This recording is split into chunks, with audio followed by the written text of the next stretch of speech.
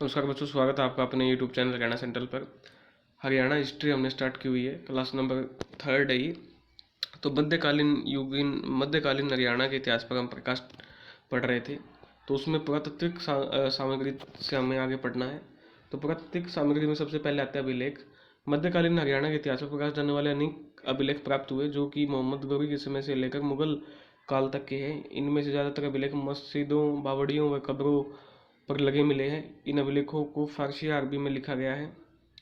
इन अभिलेखों से हरियाणा के इतिहास के विभिन्न पहलुओं पर प्रकाश पड़ता है। सिक्के की बात करते हैं। मध्यकालीन जो सिक्के हैं हरियाणा के, इस काल में जो भी मुगल व सल्तनत कालीन सिक्के मिले हैं वही हैं जो अन्य स्थानों पर मिलते हैं, इसलिए सिक्कों से कोई विशेष जानकारी प्राप्त नहीं होती। रेवाड़ी राज्य के गोकुल शाही सिक्के, हेमू के सिक्के या जॉर्ज टॉमस के सिक्के, जिनका पुस्तकों में उल्लेख तो मिलता है लेकिन वे अभी तक प्राप्त नहीं हुए हैं। ठीक है, चलिए। भवन और स्मारक। ये हो जाएगा यहाँ। मध्यकालीन हरियाणा की श्रेणी में किले, मस्जिदें, मकबरे, बाग बावड़ियाँ आती हैं। इस काल की सबसे प्राचीन इमारतों में हांसी का दुर्ग है। तो हरियाणा की मध्यकालीन की सबसे प्राचीन इमारत हांसी का दुर्ग। इसका निर्माण चौहान राजाओं द्वारा करवाया गया। हांसी का दुर्ग का निर्माण किसने करवाया गया, ये आपसे क्वेश्चन पूछ लेगा। तो चौहान राजाओं ने। बाद में पठान शासकों द्वारा तथा 10वीं सदी में जॉर्ज टॉमस द्वारा इसका पुनर्निर्माण करवाया गया। पहले पठानों ने करवाया पुनर्निर्माण, फिर जॉर्ज टॉमस ने। यह दुर्ग आज भी टूटी फूटी दशा में मौजूद है, जो हमें प्राचीन समय में स्थान के सामरिक महत्व की जानकारी देता है। रोहतक की दीनी मस्जिद कहाँ है? दीनी मस्जिद रोहतक। सारी बहुत सी इमारतों का निर्माण पठान शासकों ने इसी समय करवाया। मध्यकालीन हरियाणा के स्मारकों में नारनौल की इमारतों का अपना ही स्थान है। इनमें जन्म महल छत्ता मुकुंदास का प्रमुख है। नारनौल की कन्या इमारत शेरशाह सूरी द्वारा निर्मित उनके दादा इब्राहिम सूरी का मकबरा। ये इमारत उस समय की स्थापत्य कला का एक समुद्र नमूना है। थाने सराचे एक किले अमरा, जिसे दारा सिकों ने सूफी संत शेख चेहली की याद में बनवाया। किसने बनवाया? दारा सिकों ने। किसकी याद में? सूफी संत शेख चेहली की याद में। मुगल काल की स्थापत्य कला का एक बेजोड़ नमूना। इसकी सुंदरता को देखकर इसे हरियाणा के ताजमहल की संज्ञा दी गई है। ये 3 क्वेश्चन आपको क्लियर हो गए। चलिए, उसके बाद बात करते हैं पानीपत के शेख बुली कलंदर शाह का मकबरा व करनाल के पास यमुना नहर का पुल, जिसे मुगल पुल कहा जाता है। तो आपसे क्वेश्चन पूछ लेगा मुगल पुल कौन सा है? करनाल के पास जो यमुना नहर है उस पर एक पुल है जिसको मुगल पुल बोलते हैं। पानीपत का काबुली बाग, नागनौल का शाहकुली का बगीचा और पिंजौर का मुगल उद्यान मध्यकालीन हरियाणा के अन्य प्रमुख पुरातात्विक धरोहर हैं। इन सभी इमारतों से हमें मध्यकालीन हरियाणा के इतिहास की जानकारी प्राप्त करने में बड़ी सहायता मिलती है। अब बात करते हैं आधुनिक सामग्री। इसमें क्या है आधुनिक सामग्री में? इसमें एक तो वे पुस्तकें शामिल है जो तत्कालीन पंजाब सरकार ने 19वीं शताब्दी के अंतिम चरण में लिखवाई थी, जिनमें गुड़गांव रोहतक हिसार के इतिहास, तारीखें, झज्जर व अमीर कुलदीपिका काफ़ी महत्वपूर्ण है। ठीक है, इसके अलावा पंजाब तथा हरियाणा सरकार द्वारा जिले के गजेटियर्स, कई प्रगणों, तहसीलों की बंदोबस्त रिपोर्ट भी काफ़ी महत्व है। पत्रिकाएं आधुनिक शोध पत्र तथा पत्रिकाएं भी लाभप्रद सामग्री प्रदान करते हैं। इनमें हरियाणा शोध पत्रिका सबसे पुरानी पत्रिका है, जिससे हमें पता चलता है मध्यकालीन युग का। यह एक वर्ष में 3 बार निकलती है। इसमें मध्यकालीन हरियाणा के इतिहास व संस्कृति पर काफ़ी लेख हैं। यह पत्रिका रेवाड़ी से केवल 1 वर्ष निकली, बाद में भिन्न नाम से जर्नल ऑफ हरियाणा स्टडीज़ के नाम से, अब ये जर्नल ऑफ हरियाणा स्टडीज़ के नाम से कुरुक्षेत्र विश्वविद्यालय से निकलने लगी। इसमें काफ़ी महत्वपूर्ण सामग्री मिलती है। इसके अलावा कुरुक्षेत्र यूनिवर्सिटीज रिसर्च जर्नल में भी हरियाणा के मध्यकालीन इतिहास से संबंधित सामग्री प्रकाशित होती रहती है। हरियाणा सरकार के भाषा विभाग द्वारा पहले 2 पत्रिकाएं प्रकाशित होती थी, सप्त सिंधु और जन साहित्य। कौन करता था? हरियाणा सरकार के भाषा विभाग पहले, सप्त सिंधु और जन साहित्य को। इनमें भी हमारे इतिहास की महत्वपूर्ण सामग्री मिलती है। यद्यपि उपयुक्त स्रोतों का सावधानीपूर्वक अध्ययन करके हम मध्यकालीन हरियाणा के इतिहास के छुपे हुए तथ्य पर रोशनी डाल सकते हैं, लेकिन अभी भी मध्यकालीन इतिहास से संबंधित सामग्री इधर उधर बिखरी पड़ी है। यह सामग्री विभिन्न भाषाओं में मिलती है, जैसे अरबी, फारसी, उर्दू, मराठी, हिंदी आदि। इसे एकत्रित करके और ठीक से जांच कर मध्यकालीन इतिहास की विषय वस्तु बनाया जा सकता है, यानी अभी तक बनी नहीं है। तो हिस्टोरियन अभी इतने ज़्यादा बने नहीं हैं जो इसको कंपाइल कर सकें, यानी हिस्ट्री की रुचि हरियाणा के बच्चों की कम है। बात करते हैं आधुनिक हरियाणा के इतिहास के स्रोत। वो हम प्राचीन पढ़ चुके हैं, मध्यकालीन पढ़ चुके हैं। ठीक है, अब है आधुनिक हरियाणा। तो इसमें भी 2 प्रकार के स्रोत हैं, अप्रकाशित जो अभी तक प्रकाशित नहीं हुए हैं, पब्लिश नहीं हुए हैं, और एक है प्रकाशित। अप्रकाशित सामग्री में सबसे पहले आता है अभिलेखागारीय सामग्री। अभिलेखागार वह जगह होती है जहाँ पर की पुराने रिकॉर्ड और कागज सुरक्षित रखे जाते हैं। हरियाणा के आधुनिक इतिहास से संबंधित कागज में राष्ट्रीय अभिलेखागार दिल्ली, हरियाणा अभिलेखागार चंडीगढ़, पंजाब रिकॉर्ड रूम लाहौर। इसके अलावा कुछ महत्वपूर्ण record Commonwealth relation office London में भी हैं, यहाँ पर मिलेंगे। राष्ट्रीय अभिलेखागार दिल्ली में 1798 ईस्वी के बाद के सरकारी कागज मूल रूप में उपलब्ध है। इनको लिंक में से विभाजित किया है, pre mutiny record series, post mutiny, Punjab state record series. तो 3 सीरीज में इसको बांटा हुआ है। इसके अलावा गृह विभाग द्वारा महत्वपूर्ण खबरें यहाँ 72 जिल्दों में उपलब्ध हैं, जिनमें हरियाणा संबंधित काफ़ी सामग्री दी गई है। हरियाणा राज्य अभिलेखागार में Delhi division record, Hisar division record, Ambala division record के अलावा फारसी तथा उर्दू में रोहतक, हिसार, गुड़गांव, करनाल तथा अम्बाला जिलों के राजस्व, न्याय तथा अन्य प्रशासनिक मामलों से संबंधित रिकॉर्ड उपलब्ध हैं। हकीकतें हार रहे सूबा दिल्ली जो हस्तलिखित है तथा 6 जिलों में है, ये हरियाणा गांव से संबंधित मूल्यवान सामग्री है।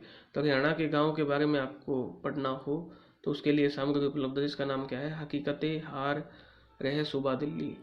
ठीक है, इसमें आपको मिल जाएगी। पंजाब रिकॉर्ड रूम लाहौर, हरियाणा के हर विभाग से संबंधित महत्वपूर्ण सामग्री उपलब्ध है। कॉमनवेल्थ रिलेशंस ऑफिस लंदन, जिसे पहले इंडिया ऑफिस लाइब्रेरी कहा जाता था, इसमें हरियाणा की जागीरों से संबंधित, राजस्व संबंधी, न्याय संबंधी तथा शिक्षा तथा प्रेस संबंधी कागजात उपलब्ध हैं। गैर अभिलेखी कार्य सामग्री, जिला रिकॉर्ड कार्यालयों, तहसील रिकॉर्ड कार्यालयों में भी कुछ महत्वपूर्ण सामग्री सुरक्षित है। ये सामग्री अर्थात इतिहास से संबंधित है। इसमें राजस्व रिपोर्ट पटवारी द्वारा तैयार किए गए गाँव के सजरा, किश्तवार, खतूनी तथा इस्तेमाल की रिपोर्ट, जमाबंदी तथा रोजना मचे आदि शामिल हैं। सेकंड कैटेगरी थी आपकी प्रकाशित सामग्री जो पब्लिश हो चुकी है। समाचार पत्र व पत्रिकाएं, हरियाणा में 19वीं सदी के अंतिम चरण में कुछ समाचार पत्र निकलने शुरू हुए। इनमें रिफाई आम, ये इंपॉर्टेंट है भाई, यहाँ से काफ़ी क्वेश्चन बनेंगे और पहले भी बनते आए हैं। तो रिफाई आम झज्जर से पंडित दीनदयालु ने निकाला। रिफाई आम किसने निकाला? पंडित दीनदयालु ने रिफाई आम झज्जर से। कहाँ से? झज्जर से। खैर संदेश निकला आपका 1899 में। ठीक है, कहाँ से? अम्बाला से प्रकाशित हुआ, लेकिन दुर्भाग्य से पूर्ण रूप से उपलब्ध नहीं है अभी तक। जाट गजट 1916 चौधरी छोटूराम तथा हरियाणा तिलक 1923 रोहतक से प्रकाशित हुए थे। दोनों अखबार साप्ताहिक थे, सप्ताह में आते थे एक बार, ये भी पता होना चाहिए। इनमें हरियाणा के इतिहास से संबंधित काफ़ी महत्वपूर्ण सामग्री मिलती है। The Tribune, civil and military gazette में भी हरियाणा संबंधित महत्वपूर्ण जानकारी मिलती है। पत्रिकाओं में 2 पत्रिकाएं अधिक महत्वपूर्ण है, हरियाणा शोध पत्रिका व जर्नल ऑफ हरियाणा स्टडीज। इनमें हरियाणा क्षेत्र के इतिहास से संबंधित काफ़ी सामग्री मिलती है। 3 सरकारी पत्रिका, हरियाणा जर्नल ऑफ एजुकेशन, सब सिंधु जन साहित्य में भी हरियाणा के आधुनिक इतिहास की महत्वपूर्ण जानकारी मिलती है, प्रकाश पड़ता है।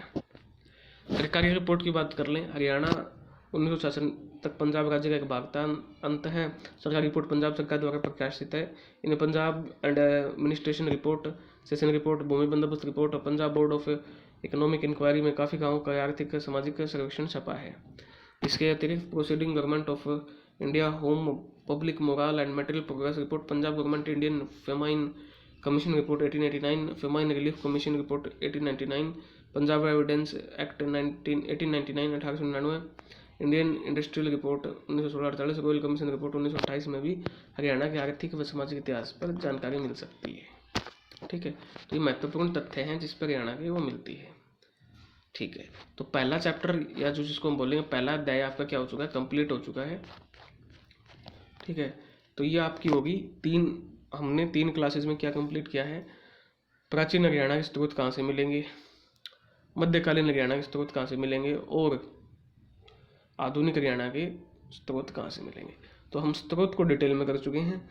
इससे बाहर मुझे नहीं लगता कि कोई पूछा जाएगा या पूछा गया है आज तक। फिर भी अगर आपको लगता है इससे बाहर कोई पूछा गया है इस टॉपिक से जो आज हमने 3 क्लासेस में डिस्कस किया, तो आप कमेंट सेक्शन में बता सकते हैं। नेक्स्ट जो रहेगा वो रहेगा आपका हड़प्पा संस्कृति, हड़प्पा सिविलाइजेशन। ठीक है, इसको हम डिटेल में पढ़ेंगे। आज मैं आपको वो बता देता हूँ। हरियाणा में हड़प्पा संस्कृति के कई महत्वपूर्ण स्थल हैं। इन स्थलों के उत्खननों व सर्वेक्षणों से पुरातत्ववेत्ताओं ने पता लगाया कि हड़प्पा लोग यहाँ यानी हरियाणा, यहाँ का मतलब क्या है भाई? हरियाणा। ठीक है, हरियाणा 2300 से लेके 1700 BC के बीच आकर बसे। इसके बीच में 500 सालों में आके बस, एग्जैक्ट डेट नहीं है। इन स्थलों में सबसे महत्वपूर्ण हड़प्पा, आपसे पूछ लेगा हड़प्पा सिविलाइजेशन का हरियाणा में बताइए कौन सा स्थल है? तो मिताथल भिवानी में है, बनावली फतेहाबाद में है, राखीगढ़ी हिसार में है। ठीक है, और एक बालू। तो ये 4 प्रमुख क्या है आपके, मिताथल, बनावली, राखीगढ़ी, बालू, ये हड़प्पा सिविलाइजेशन के स्थल हैं जिनको हम डिटेल में पढ़ेंगे कि मिताथल से क्या मिला, कब खुदाई हुई, ठीक है, बनावली से क्या मिला, कब उसकी खुदाई हुई, राखीगढ़ी, हालांकि राखीगढ़ी का इसमें कम दिया हुआ है लेकिन अब हाल ही में खुदाई अभी भी राखीगढ़ी में जा रही है, ठीक है, तो उसमें अभी भी आपके वो आ रहे हैं, अलग अलग चीज़ें निकल के सामने आ रही। क्वेश्चन भी सीईटी में था जो प्री एग्जाम हुआ था राखीगढ़ी पे। बालू, सामान्य विशेषताएं इनकी, हड़प्पा संस्कृति, यानी इन चारों, बालू इनकी जो बालू कैथल में है, तो इनकी नगर योजना क्या थी, भवन निर्माण कैसा था, मृद भांड कैसे मिले थे, औजार, भोजन, खान पान कैसा था यहाँ का, मूर्तियाँ व खिलौने कैसे थे, आभूषण वस्त्र किस तरह के मिले थे, धार्मिक विश्वास यानी किस ये उसको मानने वाले थे। तो हम हड़प्पा को मोटा मोटा मतलब आपके 70 से 80% कवर कर लेंगे, जो कि आपके एग्जाम में एग्जामिनर पूछेगा क्वेश्चन, इतना हम कवर कर लेंगे, ठीक है। तो हड़प्पा जो संस्कृति है, अध्याय 2 हड़प्पा सिविलाइजेशन, वो स्टार्ट होगा आपकी कल की क्लास से। तो कोई भी डाउट हो तो बताएं। धन्यवाद।